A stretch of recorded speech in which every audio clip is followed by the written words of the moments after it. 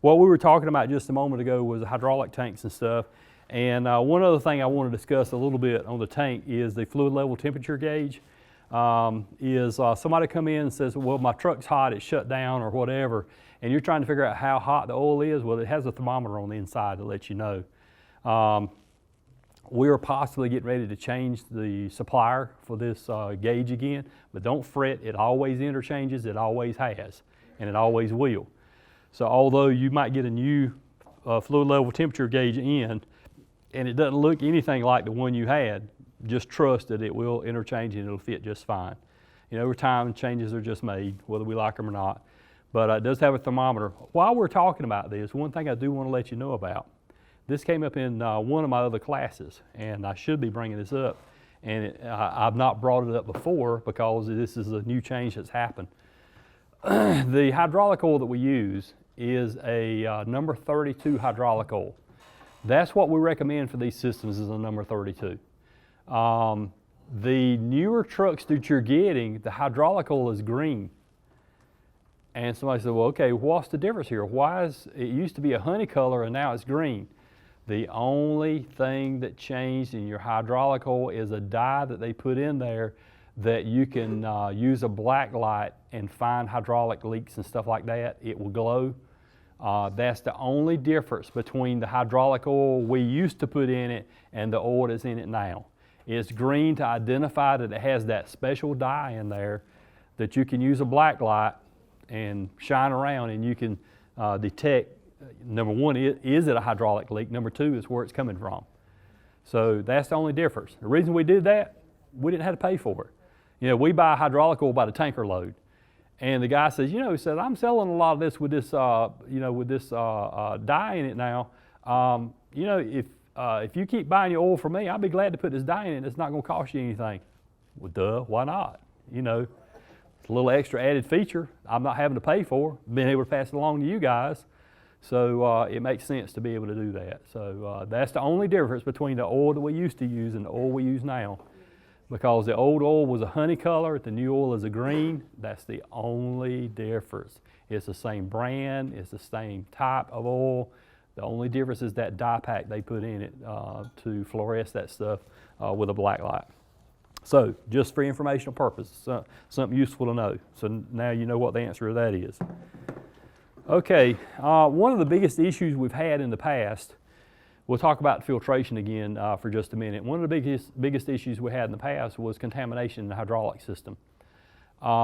Years ago, and this has probably been 20 years ago, Virginia DOT were using piston pumps on their trucks, and at that time, the piston pumps cost about $1,200 a piece. That same pump nowadays is probably in the neighborhood of about $1,800 to $2,200. But they had some brand new trucks out in the field, and within the first 6 months, first year, obviously under warranty, these pumps were dropping like flies. And nobody knew why. I would box them up, send them back to manufacturer. Manufacturer would say contamination. Well, that's always the case in any kind of hydraulics. Everybody always talks about contamination. Well, then we start, trying to figure out, okay, well, what is the contamination? What is it coming from? Well, they were finding grit, sand, things of that nature in there. Not anything that we're overly worried about, such as metal particles and stuff. It was mostly grit. And we're trying to figure out, well, where is this stuff coming from? These guys are going through normal hydraulic filter servicing, and they're checking the strainers in the tank and stuff like that. Well, what we found out is that these filters and strainers were getting stopped up faster than they normally would, and what was causing that was this quick disconnect that they were using. You see how big and deep those cavities are in those disconnects? Can you imagine dropping those down in the dirt and not being able to clean them out good, and all of a sudden you plug these things together? This is where it was coming from. It actually was coming from the quick disconnects. This is our connection to the outside world. Other than that, if we didn't have quick disconnects on these trucks, the hydraulic system would stay clean pretty much all the time. You wouldn't have to worry about it too much. But this is our connection to the outside world, and this is where our problem is at. And that's what was happening. That we used this particular style and brand, and it's a good disconnect. There's nothing wrong with it, but it's just a large cavity disconnect. And this particular region of VDOT, we're having more of a problem with these pumps than anyone else. So We started looking into it, figured out it was grit, some sort of a earthy material. We found out that this is where it was coming from the quick disconnects. The way we determined that is at that time we were using spin-on filters. And this guy took it on his own with the spin-on filters to get a can cutter.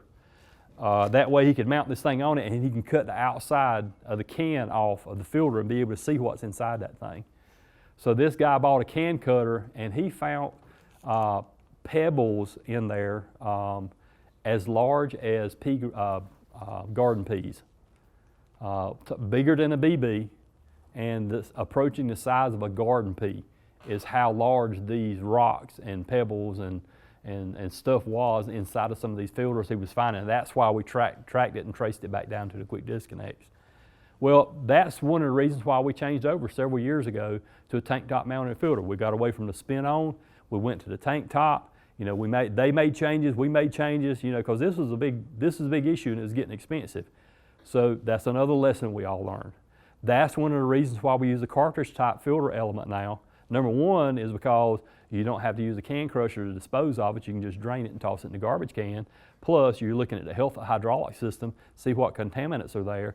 Plus, when you do take one out, if you're having a problem with somebody putting dirty oil in it, such as a driver or something like that, you're going to be able to detect that real quick, because one truck you just did was fairly clean and this one's just as dirty as all get out. There's a reason for that. That's why we go with cartridge type technology on our return filters and stuff, so you can actually see this. You can detect the health of the hydraulics on the truck by doing that. So that's some of the reasons why about 20 years ago or so we changed from spin-on filters to tank top cartridge type filters and changed the way we did things.